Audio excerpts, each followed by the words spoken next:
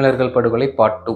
Part 1 பார்க்காதவங்க பார்த்துட்டு வந்துருங்க, அப்பதான் புரியும். ராஜீவ்காந்தி இதுக்கு ஒரு சொல்யூஷன் கண்டுபிடிக்கணும்னு 1986ல பெங்களூர்ல நடந்த ஒரு சாக் சமிட்ல எம்ஜிஆர் சொன்னா விடுதலை புலிகள் கேட்பாங்கன்னு பிரபாகரனை பெங்களூருக்கு வர சொல்லி பேசுறாரு. ஆனா எம்ஜிஆர் சொல்லியும் பிரபாகரன் கேட்கல. 1987ல ஆபரேஷன் லிபரேஷன் ஒன்னு ஸ்டார்ட் பண்ணி ஏர்போர்ஸ் மூலமா ஸ்ரீலங்கன் கவர்மெண்ட் விடுதலை புலிகளை தாக்குறாங்க. இதுல 1000க்கும் மேற்பட்ட மக்கள் இறந்தும் போறாங்க. தமிழ் மக்களுக்கு ஹெல்ப் பண்ண ராஜீவ்காந்தி ஒரு கார்கோ ஷிப்ல ஃபுட் சப்ளைஸை கொடுத்து அனுப்புறாரு. ஆனா ஸ்ரீலங்கன் கவர்மெண்ட் அந்த ஷிப்பை டாக் பண்ணவே விடல. அதனால ராஜீவ்காந்தி ஏர்போர்ஸ் மூலமா ஃபுட் சப்ளைஸை கொடுத்து அனுப்புறாரு. இந்தியா இந்த ஆபரேஷனுக்கு ஆபரேஷன் பூமாலை பேர் வைக்கிறாங்க. இந்தியாவுடைய இந்த நடவடிக்கைனால ஸ்ரீலங்கன் கவர்மெண்ட் தாக்குதலை நிறுத்துறாங்க. அதனால ராஜீவ்காந்தி 2 பேரையும் மறுபடியும் பீஸ் டாக்குக்கு இன்வைட் பண்றாரு. LTTE சைட்ல இருந்து வச்ச ப்ரொபோசல்ஸ் ஸ்ரீலங்கன் கவர்மெண்ட் இந்த வாட்டி அக்செப்ட் பண்றாங்க. ஆனா ஒரு டிமாண்ட், விடுதலை புலிகள் அவங்க ஆர்ம்ஸ் அண்ட் வெப்பன்ஸை சரண்டர் பண்ணணும். அப்போ இருந்த பிரச்சனால பிரபாகரன் இதுக்கும் ஒத்துக்கிறாரு. இதுக்கு பிரபாகரன் ஒத்துக்கிட்டதுனால 1987ல இந்தோ ஸ்ரீலங்கன் அக்ரிமெண்ட் சைன் ஆகுது. அதுக்கப்புறம் ஸ்ரீலங்கால பீஸ் மெயின்டைன் பண்றதுக்காக இந்தியன் பீஸ் கீப்பிங் ஃபோர்ஸ் அங்க போறாங்க. பிரபாகரன் அவரோட ஐடியாலஜில ரொம்ப கிளியரா இருந்தாரு. அதாவது தமிழர்களுக்கு ஒரு இனம்,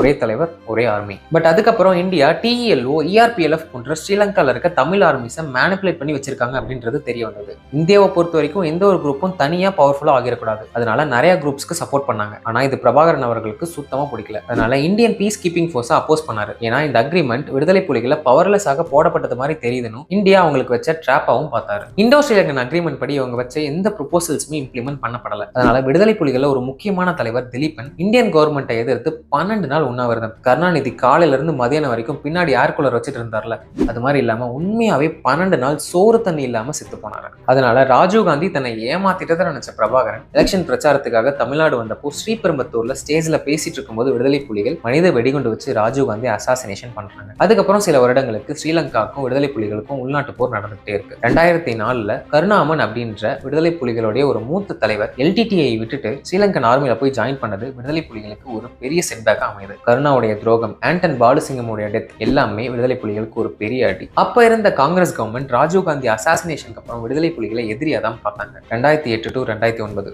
ஃபைனல் வார். ஏப்ரல் 2009க்குள்ள விடுதலை புலிகள் இருந்த எல்லா இடத்தையுமே ஸ்ரீலங்கன் கவர்மெண்ட் கேப்சர் பண்றாங்க. கடைசியா ஒரே ஒரு இடம் மட்டும் இருக்கு, முள்ளிவாய்க்கால்.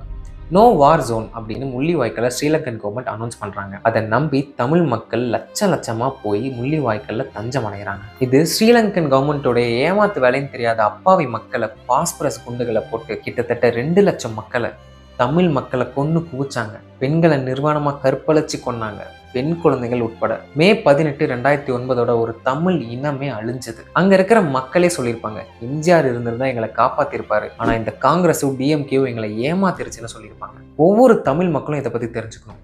ஏன்னா இது நம்மளுடைய வரலாறு.